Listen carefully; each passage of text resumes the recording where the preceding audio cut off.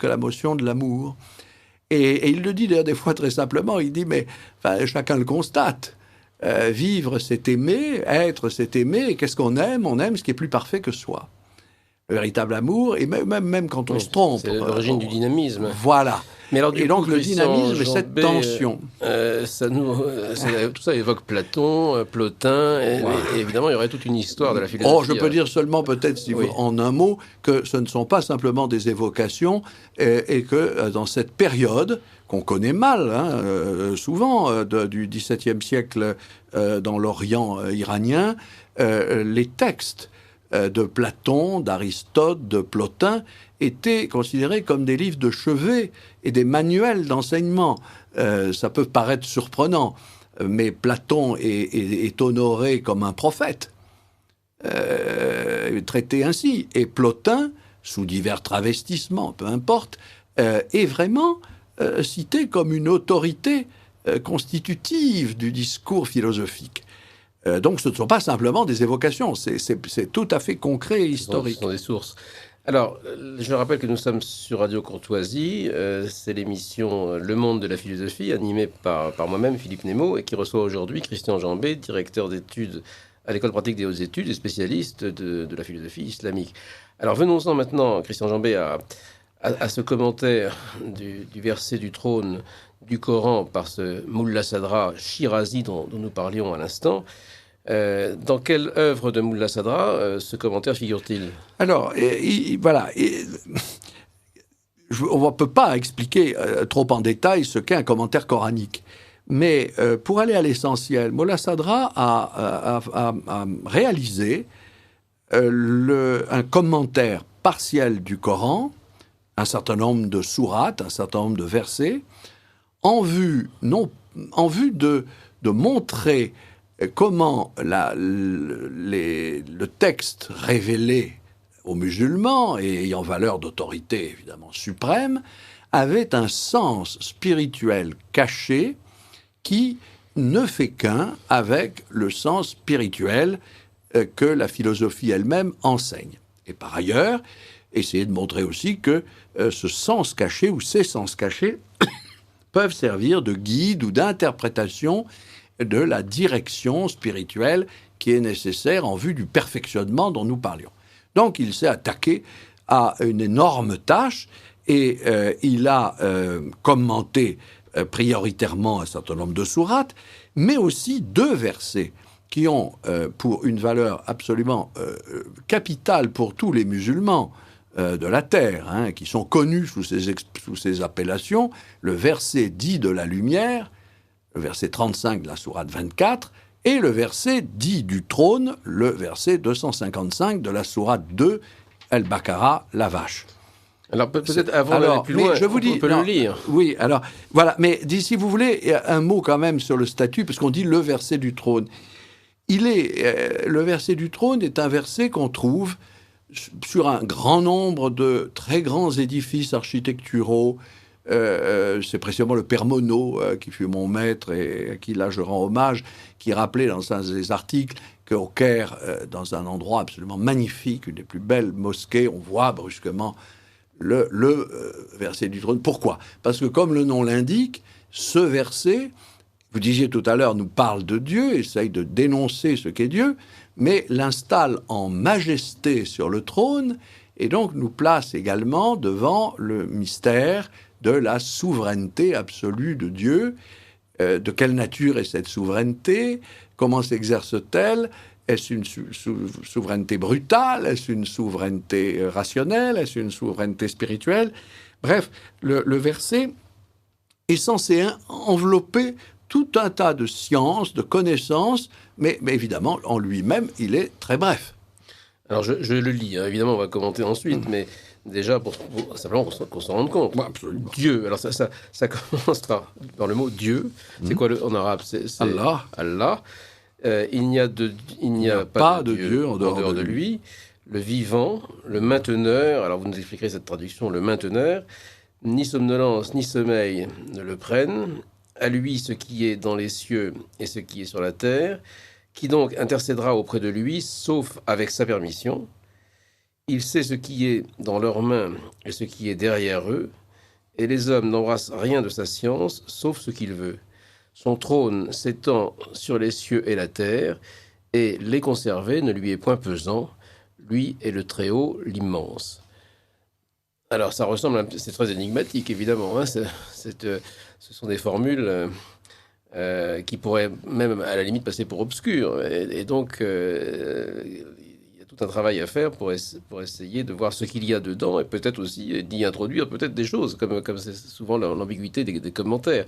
Alors, Mollah Sadra, donc ce savant iranien du XVIIe siècle, se livre à un commentaire de ce verset comme de celui de la lumière. Et alors, il va commenter en fait chacune des parties de cette, Oui. de ce que je viens de dire, enfin, phrase Oui, après phrase. Il le considère comme un tout qu'il subdivise. Enfin, j'ai indiqué dans le travail que j'ai fait là-dessus les subdivisions, mais c'est lui-même qui nous les donne. Il découpe le verset en 11 chapitres. Alors ça donne d'ailleurs une idée de la taille de ces commentaires. Le commentaire fait à peu près 300 pages, ce qui d'ailleurs traduit en français... Du bref texte que je viens de lire. Voilà, en français ça en ferait 650 si on publiait la traduction, parce qu'il faut généralement doubler, étant donné la concision graphique de l'arabe. Donc c'est pour lui une tâche considérable. Mais parce que, en découpant, il met en lumière l'intérêt propre de chacune de ces séquences. Dieu. Pourquoi le verset commence-t-il par le nom, un nom, Dieu? Et quel est le sens de ce nom? Et quel rapport cela a-t-il avec l'essence divine? Et ainsi de suite. Et il va ainsi montrer que dans cette structure se cache toute une théologie et qu'il considère évidemment comme tout à fait proche de sa propre philosophie. Alors, commençons tout de suite. Alors, voyons chacun des nous avons termes, peu de si vous temps. voulez. Oui. Et comme je le disais en commençant, donc c'est une pensée très, très subtile et c'est toujours intéressant de voir ce que les gens... Enfin, nous sommes tous concernés par l'existence ou non de Dieu. Hein. Et alors, mais certains penseurs spéculent d'une manière particulièrement approfondie, éclairante. Alors, qu'est-ce qu'il nous dit d'abord de Dieu? Parce que c'est un nom. C'est un nom du réel.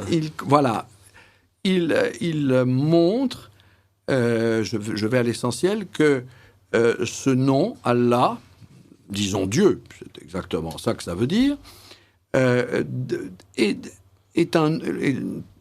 désigne la divinité du principe absolu de toute chose.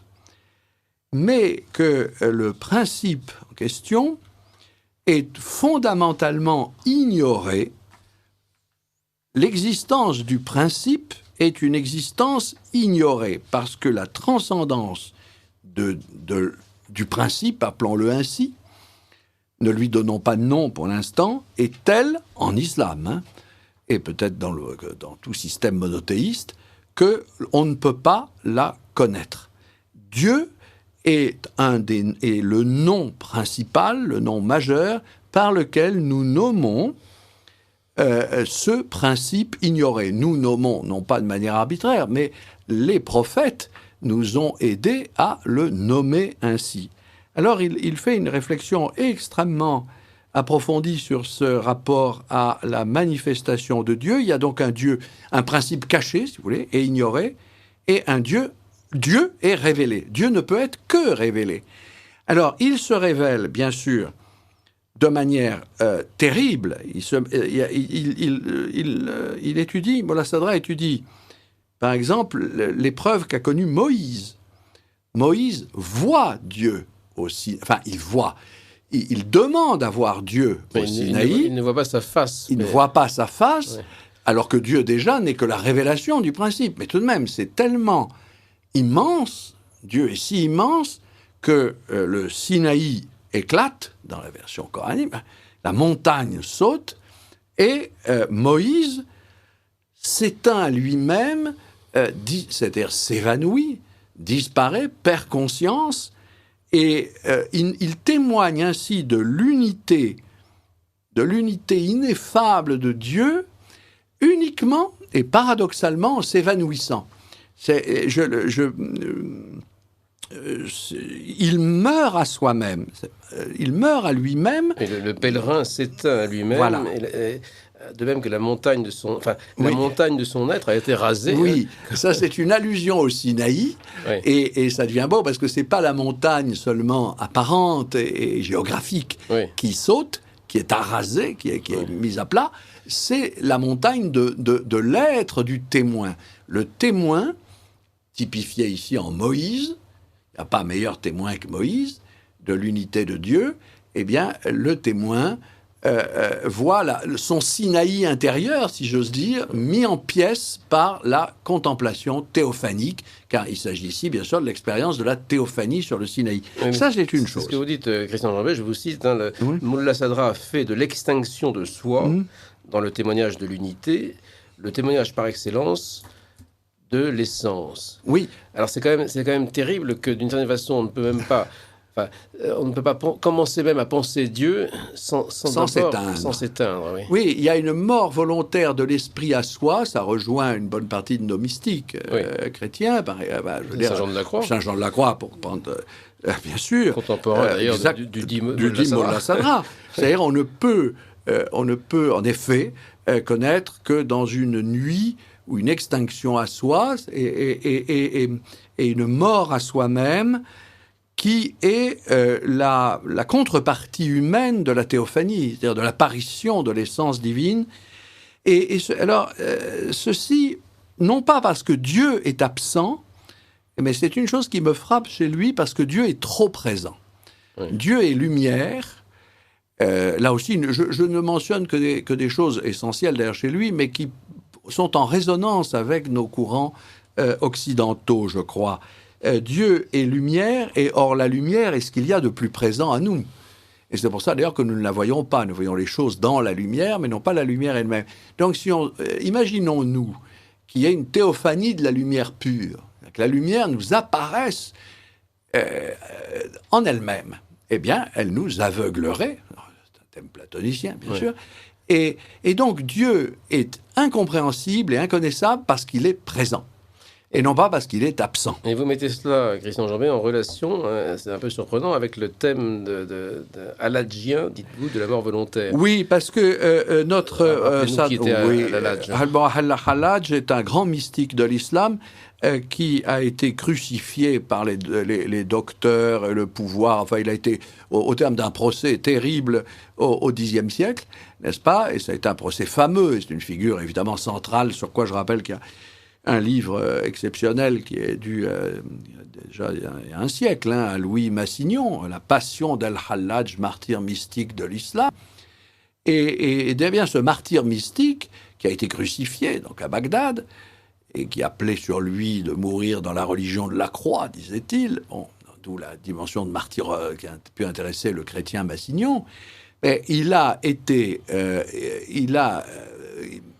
est cité chez notre auteur et chez bien d'autres comme quelqu'un qui préfère la mort, enfin non pas qui désire la mort, mais qui veut mourir à soi dans un excès d'amour de Dieu dans lequel sa propre disparition, y compris dans des conditions affreuses comme celle qu'a connue Halladj, est préférable à une existence illusoire. Donc évidemment, nous sommes ici dans les thèmes extrêmes de la mystique, qui est ça nous éloigne du coup un peu de la philosophie. Voilà. Revenons, parce que ça c'est un thème un tout petit peu philosophique. Il y a quand même une idée rationnelle, qui est qu'on ne peut pas penser Dieu en tant qu'être infini sans que la finitude s'abolisse. Oui, sans que la finitude s'abolisse. Et je montre à partir d'un autre passage, si vous voulez, que je mettrai en rapport avec ce dont nous parlons maintenant, ceci que les hommes, il le dit un peu plus loin, les hommes érigent en divinité la forme de l'objet de leur croyance. La plupart des hommes, et dans la plupart des religions, y compris l'islam, donc ce texte s'adresse à ses propres coreligionnaires, confondent la vision que l'on a de Dieu et qui est généralement dans la forme que prend le nom Dieu, Allah, Deus,